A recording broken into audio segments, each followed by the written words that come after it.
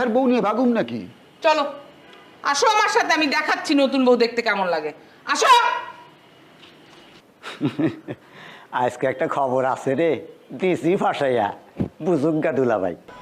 তোর আমি এত করে বললাম যত কিছু হোক তুই ওনারে ছাড়বি না, তুই তো একদিন আটকে রাখতে পারিস, এই বক্কর মেরে ছেড়ে দিছিস। বান্ধবী, চেষ্টা তো আমি কম করলাম না, হ্যাঁ? আর তুই তো আমার গেছিস, তার জন্য আমি সত্যি সত্যি না মারি।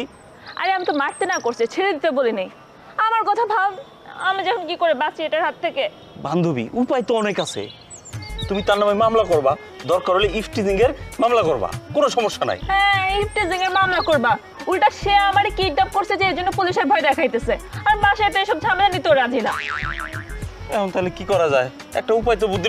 কিরে কিরে, তুই মিলির লগে কিতা করছ না? ভাইজান, বান্ধবীর সাথে আমার কোনো সম্পর্ক নাই। ভাল লাগে না, ভাল লাগে না। আর কোনদিন যদি তোর আমি মিলির লগে দেখছি? কাবিনের টাকা ছাড়া তুমি আমাকে স্পর্শ করতে পারবে না। ও আচ্ছা, আরে দেবো তো। আচ্ছা ঠিক আছে, বাদ দাও, তুমি বাসায় যাবা কবে?